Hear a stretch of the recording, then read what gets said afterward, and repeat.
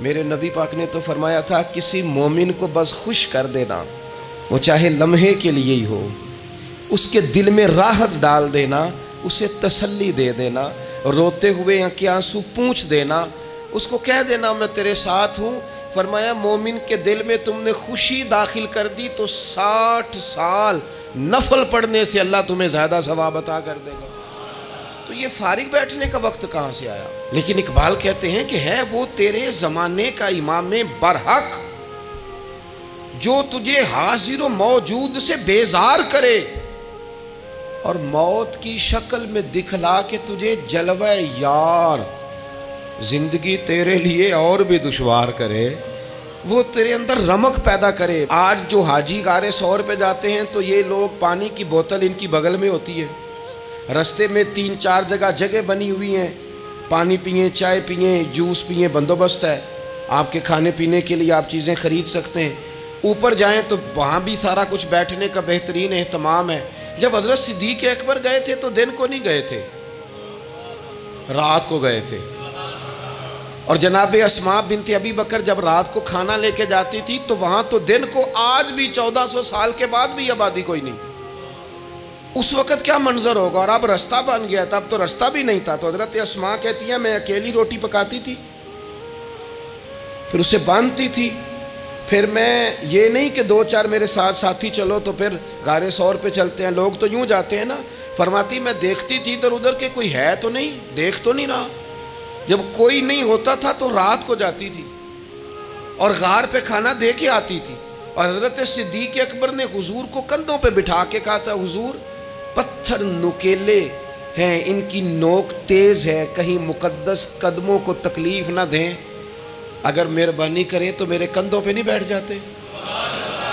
حضور حضرت صدیق اکبر کے کندھوں پہ بیٹھ گئے۔ درویش کہنے لگے پباں پار قدم نہیں جے لاؤندا تے سور پہاڑ تے چڑھیا جاندا، او پیا جاندا جے یار نبی دا اے اصلی دلدار نبی دا، او پیا جاندا جے یار نبی دا اے اصلی دلدار۔ اپنے اندر جذبہ پیدا کرے، ہم کچھ کر سکتے ہیں۔ غریب ساری زندگی دکھ ہی سنائے گا کہ میں غریب ہوں، اس نے محنت کب کرنی ہے، جد و جہد کب کرنی ہے، اس نے آگے کب پڑھنا ہے، وہ کب تک یہ کام کرے گا؟ اپنی زندگی کے اندر شعور پیدا کریں اور اپنی صلاحیت سے کوئی نفع لیں۔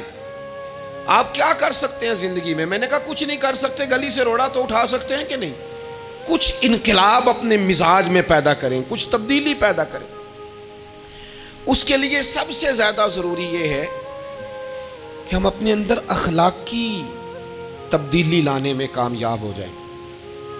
کائنات میں قوم وہ سمجھتی ہے جن کا اخلاق سنور جاتا ہے، اور جو لوگ اپنے اندر اخلاقی تبدیلی نہیں نہ لاتے، آپ دیکھیں نبی پاک علیہ السلام کا انقلاب کس طرح کا ہے۔ عرب کے لوگ سمجھتے تھے کہ معاف کرنا بزدلی ہے، صبر کرنا بزدلی ہے۔ وہ کہتے تھے یہ کیا بات ہوئی، ہمارا دشمن کیا سمجھے گا کہ بزدل ہے، انہوں نے معاف کر دیا ہے۔ وہ کہتے تھے معاف کر دیں تو کمزور پڑ جائیں گے، سامنے والا کہے گا کہ ان کے پلے کچھ نہیں، معاف کر دیا۔ اور ہمارے زمانے میں آج معاف کمزور آدمی کرتا ہے، طاقتور آدمی معاف نہیں کرتا۔ وہ جس کے پاس طاقت نہیں ہوتی وہ کہتا ٹھیک ہے میں نے اللہ پہ چھوڑ دیا، حالانکہ اس نے بھی اچھا کیا، پر کمال تو یہ ہے کہ تیرے پاس ساری طاقت ہو پھر بھی تو فیصلہ اللہ پہ چھوڑے۔ اور حضرت موسیٰ کلیم اللہ علیہ السلام نے عرض کیا تھا مالک تیرے بندوں میں تیری نظر میں معزز کون ہے؟ تو رب کریم نے فرمایا میرے کلیم جس کے پاس بدلہ لینے کی طاقت ہو پھر بھی معاف کر دے وہ رب کی نظر میں بڑی عزت والا ہے۔ عرب کے لوگ سمجھتے تھے یہ بزدلی ہے کہ میں معاف کر دوں، لیکن حضور نے ان کو اخلاقی طور پہ بدل دیا، اور نبی پاک نے فرمایا معاف کرنا بزدلی نہیں، یہ تو اعلیٰ ظرفی ہے۔ تو پھر کس طرح بھلا معافی ان کو ہوئی؟ فتح مکہ کے دن حضور نے اس طرح نہیں معاف کیا کہ پہلے ہمارے ہاں بھی لوگ معاف کرتے ہیں تو ہم پتہ کس طرح معاف کرتے ہیں، پہلے ساری اس کی زیادتیاں گنواتے ہیں۔ پتہ ہے نا تو نے اس وقت کیا کہا تھا، یاد ہے نا تو بڑی ڈینگے مارتا تھا، یاد ہے نا تو بڑی بڑکے مارتا تھا۔ عرب کے لوگ سارے سامنے کھڑے ہیں، پتہ کون کون ہیں؟ اکرمہ بن ابو جہل آخری دن تک لڑے، ابو سفیان آخری دن تک لڑے، سارے لوگ سامنے کھڑے، کچھ بھاگ گئے ہیں جان بچا رہے ہیں۔ حضور نے کیا فرمایا؟ فرمایا پتہ تمہارے ساتھ آج سلوک کیا کرنا ہے؟ یا رسول اللہ بتائیے۔ تو نبی پاک نے فرمایا وہی کرنا ہے جو جناب یوسف نے بھائیوں کے ساتھ کیا تھا۔ بات ہی کوئی نہیں کرنی، پچھلا قصہ چھیڑنا ہی نہیں، نہ کانٹے بچھانے کی بات کرنی ہے، نہ روڑے مارنے کی کرنی ہے، نہ بدر میں آنے کی کرنی ہے، نہ احد میں پتھر مار کے دانت شہید کرنے کی بات کرنی ہے، نہ خندق کی بات کرنی ہے، نہ خیبر کی کوئی بات۔ جاؤ نہ معاف کیا، بات ہی کوئی نہیں کرنی، معافی دے دی۔ ابو سفیان کہنے لگے حضور مجھے بھی معافی ہے۔ سونیا تیرے کرم پہ قربان جاؤں۔ میرے کریم فرمانے لگے تو قبیلے کا سردار ہے، مکہ شریف کے لوگ تجھے بڑا سمجھتے ہیں، دیکھ حضور معاف بھی کرتے ہیں اور عزت بھی دیتے ہیں۔ فرمایا جا میں نے تجھے معاف کیا، اور جو تیری حویلی میں آ کے پناہ لے لے گا میں اسے بھی معاف کر دوں گا، اسے بھی معافی مل جائے گی جو تیرے گھر آ جائے گا۔ اب تبدیلی آ گئی، وہ جو اندر کفر تھا وہ ٹوٹ گیا، انقلاب آ گیا۔ یہی ابو سفیان جو کل تک مخالفت میں لڑتے تھے، پھر یہ حضور کے ساتھ جنگوں میں جاتے، اور اس طرح جاتے کہ حضور گھوڑے پہ بیٹھے اور جناب ابو سفیان نے گھوڑے کی لگام تھامی ہے، ہر میدان میں گئے، ہر جگہ خدمت کی۔ اکرمہ بن ابو جہل کا پتر ہے، کوئی کسر نہیں چھوڑی اس نے، حد کر دی، ہر جگہ لڑا، ہر مقام پہ۔ لیکن فتح مکہ کے موقع پر یہ بھاگ گیا تھا، جان بچا کے چھپ گیا۔ اس کی بیوی آئی، آگے کہنے لگی سونیا میرے چھوٹے چھوٹے بچے ہیں، مجھے پتہ چلا ہے کہ میرے شوہر کے لیے آپ نے ڈیتھ وارنٹ جاری کر دیے ہیں کہ جہاں ملے مار دیا جائے، صحابہ نے یہ اعلان کیا ہے، وہ سخت مجرم ہے، اس کے لیے سخت آرڈر جاری کیا گیا ہے۔ تو کریم کیا فرمانے لگے؟ حضور فرمانے لگے تو کیا چاہتی ہے؟ میں کوئی آپ کو قصہ تو نہیں نہ سنا رہا، خدا را مہربانی کریں، تھوڑا سا دل بڑا کریں، تھوڑا سا۔ وہ ساس کہتی ہے جی میں کیویں معاف کر دیا جی، تو انہوں پتہ نہیں پیر صاحب میرے اندر زخم کتنے نے، مثلا کیا ہے، گولی مار دی ہے کسی نے کسی کو۔ بہو سے کہیں تو کہتی ہے جی میں معاف کر دوں، اس کو معاف کر دوں، آپ کو بتاؤں اس نے تکلیف کتنی دی۔ مہربانی کرو ایک دوسرے کو معاف کرو، اپنے دل میں گنجائش پیدا کرو۔ اس بندے کی بات ہو رہی ہے جو باپ سے لگا ہوا ہے مخالفت کرنے، ابے نے بھی ظلم کیے، اس نے بھی کیے۔ حضور اس کی بیوی سے کہتے ہیں کیا چاہتی ہے؟ کہنے لگی حضور معاف کر دیں اسے۔ تو نبی پاک صلی اللہ علیہ وسلم نے فرمایا ٹھیک ہے، یہاں تو معافی کا دروازہ تو سب سے زیادہ کھلا ہوا ہے، تو کہتی ہے تو چلو ٹھیک ہے معاف کیا، ہو گئی بات۔ اس نے جا کے جہاں چھپا ہوا تھا اسے کہا اکرمہ حضور نے تجھے معاف کر دیا۔ کہنے لگا کوئی کرنے والی بات کر، وہ معاف کرتے ہیں مجھے پتہ ہے، بڑا کرتے ہیں، پر جو میں نے کیا ہے وہ معافی والا نہیں۔ مجھے معافی ہو سکتی ہے، یہ کیسے ہو سکتا ہے، یہ کیسے ہو گیا، ہو ہی نہیں سکتا۔ اس کی بیوی پھر آئی، کہنے لگی حضور وہ مانتا نہیں، یہ تاریخ صرف میرے رسول کی ہے، یہ سیرت صرف میرے رسول کی ہے، کہ جس کو معاف کیا جا رہا ہے اس کی سمجھ میں بات نہیں آ رہی کہ بھلا مجھے معاف کر دیا ہے۔ حضور کہتے ہیں اچھا تو بتا وہ کیسے مانے گا؟ کہنے لگی حضور اگر کوئی نشانی دے دینا، عرب کے لوگ تلوار دے دیتے تھے، زرہ دے دیتے تھے، پگڑی دے دیتے تھے، چھڑی دے دیتے تھے، یہ دلیل ہوتی تھی کہ فلاں نے نشانی دے دی۔ اگر کوئی مل جائے نا نشانی، محبوبہ اس طرح تو کوئی نہیں کرتا جیسے آپ کرتے ہیں۔ کریم نے اپنے سر سے پگڑی اتاری اور فرمایا میری پگڑی بطور علامت کے نشانی کے لے جا، اسے کہہ دے میں نے معاف کیا۔ اب اکرمہ کو معافی ہو گئی، وہ آ رہے ہیں، یوں اخلاق بدلتے ہیں، وہ آ رہے ہیں۔ یہاں کوئی بڑا آدمی آئے نا تو پہلے اعلان ہوتا ہے فلاں بن فلاں صاحب آ رہے ہیں، اب ان کو دعوت دیتے ہیں، لیکن وہ اعلان چھوٹا کرتا ہے بڑے کے لیے۔ یہاں انوکھا باب ہے، اکرمہ کلمہ پڑھنے آ رہے ہیں، نبی پاک صحابہ سے کیا فرما رہے ہیں؟ فرمایا وہ کلمہ پڑھنے آ رہا ہے، اطاعت قبول کر کے آ رہا ہے، سر تسلیم خم کر کے آ رہا ہے، اس کے سامنے اس کے باپ کے کسی ظلم کا اظہار نہ کرنا۔ اس کے باپ نے بڑے ظلم کیے ہیں، زیادتیاں کی ہیں، ہم تذکرہ یہاں ہوتا ہے، لیکن اس کے سامنے نہ کرنا، اس کا تو ابا ہے نا، اس کا تو باپ ہے نا، کوئی بات نہ کرنا، اسے تکلیف ہوگی۔ کس کے لیے؟ صحابہ رو رہے ہیں، حضور یہ کس کے لیے تیاری کرا رہے ہو؟ وہ آ گئے، قدموں سے لگ گئے، کلمہ پڑھ لیا، کھول کے روئے، حضور میرے لیے بھی معافی ہے؟ تو کریم نے فرمایا ہاں میں رحمت والے رب کا رحمت والا رسول ہوں، ہے نا معافی۔ اکرمہ مسلمان ہو گئے، پھر تلوار کو صاف کر کے کہنے لگے سونیا پہلے یہ اسلام کی مخالفت میں لڑتی تھی، اب حمایت میں لڑے گی، مجھے بتائیں۔ ایک ایک گلی اکرمہ گئے اسلام کی حمایت میں تلوار لے کے، ایک ایک گلی۔ اور آپ پچھلے جہاد میں بھی گئے تھے، اس جہاد میں نہ جائیں تو کہنے لگے کفارہ نہیں ادا کرنا، پچھلے داغ نہیں صاف کرنے، میں جاؤں گا، گلی گلی جاؤں گا، نگر نگر جاؤں گا، جھنڈا لے کے جاؤں گا، میں بتاؤں گا کہ جب کوئی مدینے والے کے پاس آئے تو رب دل بدل دیا کرتا ہے، انقلاب آتے ہیں، عادتیں بدلتی ہیں، طبیعتوں میں تغیر آتا ہے، کون کہتا ہے نہیں آتا؟ میں جاؤں گا۔ حمص میں حضرت عمر کے زمانے تک اکرمہ لڑے، سالوں میدان میں رہے اسلام کی حمایت میں، اور پھر حمص کے میدان میں حضرت عمر کے دور میں لڑتے ہوئے شہادت کی موت اللہ نے انہیں عطا فرمائی۔ یہ آپ دیکھیں حضرت خالد بن ولید کون ہے؟ کہنے لگے حضور میں تو بڑی شدت سے اسلام کے خلاف لڑتا تھا، میری غلطیاں بھی معاف ہو جائیں گی؟ تو حضور فرمانے لگے اسلام پچھلے سارے معاف کرا دیا کرتا ہے، نئی زندگی کا آغاز ہو جاتا ہے۔ اقبال کہتے ہیں ڈھونڈتا پھرتا ہوں اے اقبال اپنے آپ کو، آپ ہی گویا مسافر آپ ہی منزل ہوں میں۔ نبی پاک نہ تبدیلی کرتے، یہ جو لوگ کہتے ہیں نا کیسے بدلوں، تو حضور بدلنے ہی تو آئے ہیں، حضور بدلنے۔ حضرت مازن ایک صحابی ہیں، وہ کہتے ہیں میں بت کی پوجا کرتا تھا، امام بہقی نے لکھا ہے میں بت پوجتا تھا، ایک دن میرے بت کے اندر سے آواز آ گئی تو کب تک مجھے پوجے گا، مدینے میں تو حضور جلوہ فرما ہو گئے ہیں۔ کہتے ہیں 2 دفعہ 3 دفعہ بت مجھے پیغام دے رہا ہے کہ حضور کی طرف جاؤ، بت۔ کہتے ہیں میں وہاں سے چلا، حضور کی بارگاہ میں پہنچا تو نبی پاک علیہ السلام کی خدمت میں حاضر ہو کے میں نے عرض کی یا رسول اللہ کمال ہو گئی، لوگ بتوں کو پوجتے ہیں اور میرا بت کہہ رہا تھا جا کے حضور کا کلمہ پڑھ لے، او سکیاں کھجوراں اگا جام دے تے پتھراں تو کلمہ پڑھا جام دے۔ فرمایا وہ انہوں نے مجھے بت نے بھیجا ہے۔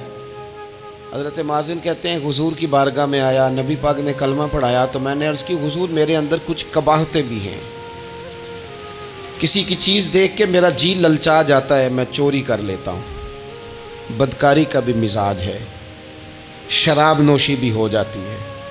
کہتے ہیں حضور نے میرے سینے پہ ہاتھ رکھا، میرے لیے دعا کر دی۔ آپ فرماتے ہیں گردن اونچی تھی کبھی نیچی نہیں ہوئی تھی، پر وہ کلمے کی کیا برکت آئی کہ ایسا سر جھکا کہ وہ جھکا ہی رہا، ایسی تبدیلی آئی کہ آ گئی، نفرت ہو گئی۔ کہتے ہیں حرام مال آتا ہے تو میری طبیعت پہ بوجھ بن جاتا ہے۔ میں اکثر دوستوں سے کہتا ہوں کہ ہمارے ہاں لوگوں کا عجیب مزاج ہے، وہ اپنا مائنڈ سیٹ کر لینا، کبھی ذہن بنا لینا یہ چیز حرام ہے تو وہ کبھی بھی حلق سے نیچے ہی نہ جائے۔ آپ گوشت کھا رہے ہوں اور بڑا اچھا پکا ہوا ہے، بہترین مسالہ جات لگے ہوئے ہیں، بہترین، آپ کھا رہے تھے گوشت، کوئی بندہ آپ کے کان میں آ کے کہہ دے صدقے کا ہے، اس کا منہ میں ذائقہ بدل جاتا ہے کہ نہیں؟ بھئی گوشت تو وہی ہے، یہ کیسے بدل گیا؟ کیونکہ آپ کے نا وہاں کمپیوٹر میں فٹ ہے کہ صدقہ میرے لیے درست، آپ وہ کہتے ہیں یہ تو فارم بن گیا، بھئی یہ کیا بن گیا؟ چلیں اس سے بھی آگے چلتے ہیں۔ آپ کھا رہے تھے گوشت اور بڑا لطف آ رہا تھا تو کسی نے کہہ دیا کہ یہ تو جانور ٹھیک ہی نہیں تھا، بیمار تھا یا حرام تھا، ذبح ہی نہیں کیا تھا، صحیح طور پر ایسے ہی اس کو پکا دیا، مر گیا تھا۔ تو اب تو یہ حال ہوتا ہے کہ الٹیاں شروع ہو جاتی ہیں۔ کیوں؟ اس لیے کہ نفیس طبیعت پر نہ صدقے کا گوشت فٹ ہوتا ہے نہ حرام فٹ ہوتا ہے، کیونکہ طبیعت نفیس ہے نا۔ بس اس بات کو سمجھ لیں، جس طرح حرام بکرا طبیعت پہ فٹ نہیں نہ ہوتا، اس طرح کروڑ حرام بھی طبیعت پہ فٹ نہیں ہونا چاہیے۔ 2 کروڑ بھی حرام آ جائے تو فٹ، جس دن 2 کروڑ پر بھی الٹی آنے لگ گئی نا، جس دن حرام جگہ پر قبضہ کرتے بھی کہہ آنے لگ گئی، ذائقہ بدلنے لگ گیا، کمپیوٹر میں فٹ ہو گیا کہ یہ میرے لیے ٹھیک نہیں۔ لیکن میں اکثر کہتا ہوں لوگوں سے، میں کہتا ہوں ہمارے ہاں بندہ دیکھ کے فتویٰ ہوتا ہے، یہاں کوئی غریب عیسائی ہو نا، ماڑا بیچارہ گلی میں جھاڑو دے کے روٹی کماتا ہے، تو لوگ مسئلہ پوچھتے ہیں، کہتے ہیں مولوی صاحب سائنہ روٹی کھانی جائز ہے؟ تو میں پھر ان لوگوں سے آگے سے پوچھ لیتا ہوں، میں کہتا ہوں یہ بتاؤ امریکہ کا صدر بھی عیسائی ہے، اس کے ساتھ جائز ہے؟ اتنے وزیر مشیر وزراء اعظم ملکوں کے جا کے کھاتے ہیں، کبھی آپ نے مسئلہ پوچھتے دیکھیں؟ وہاں تو جو مولوی مشیر بنے ہوئے وہ بھی بیٹھے ہوتے ہیں بیچ میں، وہ بھی بیٹھے ہوتے ہیں، اب بھی ان سے پوچھو۔ لیکن ہمارا مزاج یہ بن گیا ہے کہ غریب کے حق میں مسئلہ اور ہے اور امیر کا معاملہ ہے تو معاملہ اور ہے، اس سے نکلیں۔ یعنی اگر 5 روپے کسی کے گر جائیں تو وہ واپس کرنے بھی ضروری ہیں، اور 5 کروڑ گر جائیں تو وہ بھی۔ وہ ہمارے ایک دوست کہا کرتے ہیں کہ ایک صاحب تھے، ان کو نا بڑے قیمتی جوتے کا ایک پیر مل گیا کہیں سے گرا ہوا، انہوں نے وہ قیمتی پاؤں جوتے کا گرا ہوا اٹھایا اور وہ بندہ تلاش کرنے لگے کس کا گرا ہے۔ دیر تک وہ ڈھونڈتے رہے ایک پاؤں کس کا ہے، تھوڑی دیر کے بعد انہیں دوسرا پاؤں بھی مل گیا، پھر انہوں نے بندہ ڈھونڈنا بند کر دیا۔ انہوں نے کہا اب دونوں ہو گئے ہیں، اب یہ کام آئے گا، لہذا انہوں نے بند کر دیا۔ میرے عزیز، یہ تو کوئی طریقہ نہیں ہے نا کہ آپ چیز اگر تھوڑی سی ہے تو اس پر فتویٰ اور ہے، اور اگر زیادہ ہے تو مزاجوں میں جب ہم یہ لے آئیں گے اپنی طبیعت میں، اور کب تک ہم نے اسی طرح رہنا ہے، کب ہم نے اپنے وجود سے کام لینا ہے، بیکار وقت کب تک گزرنا ہے۔ کتنے رمضان آئے گزر گئے، کتنے عمرے آئے گزر گئے، کتنی ہم نے دیکھا کہ بس بیمار ہو گئے ہیں، ٹھیک ہو جائیں گے تو پھر اس کے بعد ہم نے کوئی نماز نہیں چھوڑنی، لیکن ٹھیک ہوئے تو بھول گئے، نئی سے نئی بات شروع ہو گئی۔ ہم نے کتنی دفعہ کہا کہ آج کے بعد تبدیلی، لیکن کیوں نہیں تبدیل ہوتے۔ حضرت فضالہ بن عمیر ایک صحابی ہیں، کہتے ہیں میں عورتوں کا معاذ اللہ بڑا رسیہ تھا۔ ابو جہل نے جب اعلان کیا نا جو حضور کو شہید کرے گا تو اسے 100 سرخ اونٹ دیے جائیں گے، تو کہتے ہیں میں خنجر بغل میں دبا کے نا تو طواف کعبہ کرنے چلا گیا، طواف کعبہ۔ کہتے ہیں وہاں جب میں پہنچا تو میں نے دیکھا حضور بھی طواف کر رہے ہیں، تو نبی کریم نے مجھے دیکھتے ہی حضور میرے قریب آئے، اور مجھے نہیں بتانا پڑا، حضور فرمانے لگے تیرا نام فضالہ ہے؟ میں نے کہا ہاں۔ تو محبوب فرمانے لگے کیا باتیں کر رہے ہو اپنے آپ سے؟ کہتے میں دل میں سوچ رہا تھا کہ طواف کرتے میرے قریب سے گزریں گے تو خنجر مار دوں گا۔ کیا باتیں کر رہے تھے؟ فضالہ کہتے ہیں میں تو جب آیا تھا تو ایک بی بی سے مل کے آیا تھا، میں نے کہا تھا کہ میں آج بڑی رقم لے کے آؤں گا اور معاذ اللہ تیرے پاس رات گزاروں گا۔ کہتے ہیں میں تو اس سے بات کر کے آیا تھا، تو میں اب حضور سید عالم صلی اللہ علیہ وسلم نے پوچھا تو فضالہ ہے؟ میں نے کہا ہاں۔ کیا باتیں کر رہے تھے اپنے آپ سے؟ میں نے جھوٹ بولا۔ میں نے کہا جی وہ تو میں تو ذکر کر رہا تھا اپنے دل میں۔ کہتے ہیں حضور مسکرائے اور مسکرا کے فرمانے لگے چل چھوڑ، جس کام آیا تھا وہ کرتا کیوں نہیں؟ میں جو تیرے سامنے کھڑا ہوں تو کرنا، خیال آیا مسلمان نیک و بد پہچان جاتے ہیں اور آقا آدمی کے دل کی باتیں جان جاتے ہیں، کرنا وہ کام۔ تو فضالہ کہتے ہیں کہ میں کانپ گیا، میرے ہاتھ سے وہ خنجر گر گیا، حضور نے میرے سینے پہ ہاتھ پھیرا، اس طرح پھیرا کہ زندگی میں اتنا سکون کبھی نہیں ملا، اتنی ٹھنڈک کبھی نہیں ملی، اتنا قرار کبھی نہیں آیا، اس قدر زیادہ آزمائش کبھی نہیں آئی۔ میں قرار محسوس کرنے لگا۔ کہتے ہیں حضور فرمانے لگے کیا وہ وقت نہیں آیا کہ تو کلمہ پڑھ جائے؟ کہتے ہیں میں نے فوراً کہا حضور آ گیا ہے وقت، پڑھائیں مجھے کلمہ۔ کہتے ہیں نبی پاک نے کلمہ پڑھا دیا، میں مسلمان ہوا، میں واپس لوٹا تو وہی عورت بن سنور کر تیار ہو کر گلی میں کھڑی تھی۔ عادتیں بدل جاتی ہیں، شرط یہ ہے کہ ہم تھوڑی سی کوشش کریں، شرط یہ ہے کہ ہم اپنے آپ کو اللہ رسول کی بارگاہ میں پیش کریں۔ اور میرے دوستوں، میرے بزرگوں، ہمیں سب سے زیادہ تکلیف میں ہماری اپنی عادات نے ڈالا ہے، ہماری اپنی خواہشات نفس نے ہمیں زیادہ آزمائشوں میں ڈالا ہے۔ کہتے ہیں وہ عورت بن سنور کے کھڑی تھی، جب میں واپس لوٹا تو پہلے میں اس کے پیچھے بھاگتا تھا، اب میں اس کے قریب سے گزر گیا تو اس نے آواز دی تو فضالہ نہیں؟ کہتے ہیں میں چپ کر گیا، وہ پھر پیچھے دوڑی، میرا گریبان پکڑ کے کندھا پکڑ کے ہلایا تو فضالہ نہیں؟ کہتے ہیں میری جھکی ہوئی گردن، میں سر نہیں اٹھاتا، مجھے کہنے لگی تو وہ نہیں ہے جو فضالہ ہے؟ میں نے کہا ہوں میں فضالہ، پر وہ والا نہیں جو تجھے ملا کرتا تھا۔ کہا تو اب کون ہے؟ کہنے لگے میرا ٹائٹل بدل گیا ہے، میرا تعارف بدل گیا ہے، اب میں رسول کائنات کا غلام ہو گیا ہوں، اب لوگ مجھے مسلمان کہتے ہیں، اب میری نگاہوں میں جچتا نہیں کوئی، جیسے میرے محبوب ہیں ایسا نہیں کوئی۔ کہتے ہیں بدل گئی عادت، میں وہی ہوں پر میرا لہجہ، میرا مزاج ہی بدل گیا۔ ہم اپنے بچوں سے سچ بولیں، اپنے دوستوں سے سچ بولیں، اپنے محبت کرنے والوں سے سچ بولیں، ہمارا اعتماد نہیں خراب ہوگا، اعتماد قائم رہے گا۔ وہ ایک شخص نے آ کے کہا تھا نا یا رسول اللہ میں 2 نمازیں پڑھوں گا، اگر آپ کہتے ہیں تو کلمہ پڑھتا ہوں، 5 نہیں پڑھ سکتا۔ فرمایا تو آ جا 2 ہی پڑھنا، لیکن یہ چھٹی صرف حضور دے سکتے ہیں اور نہیں کو دے سکتا۔ حضور نے فرمایا 2 ہی پڑھنا۔ صحابہ کہتے ہیں 2 نمازوں کی شرط پہ کلمہ پڑھا، پھر شارحین فرماتے ہیں وہ وقت بھی آیا کہ وہ تہجد بھی پڑھا کرتے تھے۔ آپ شروع تو کریں نا کسی کام کو، اپنے اندر چھوٹی چھوٹی تبدیلی پیدا کریں، اور بڑوں سے لے کر، مجھے ادب سے عرض کرتا ہوں، بعض نوجوان بھی شکایت کرتے ہیں، کہتے ہیں بزرگوں کو کہہ دیں کہ جلد باز نہ بنیں، جلدی غصے میں آ جاتے ہیں۔ میں بزرگوں سے بھی عرض کروں گا کہ تھوڑی نرمی، تھوڑی شفقت، مطلب زیادہ ڈانٹ ڈپٹ کرنے سے بھی تو چیزیں خراب ہی ہوتی ہیں نا، تھوڑا سا ظرف بڑھ۔ نوجوان سے کہوں گا کہ آپ جوان ہیں تو حوصلہ بھی تو جوان ہے نا، تو زندگی میں حوصلہ، تحمل، بردباری لائیں، اپنی عادات کو تھوڑا تھوڑا کر کے تبدیل کریں۔ اللہ تعالی ہمیں سمجھ عطا فرمائے۔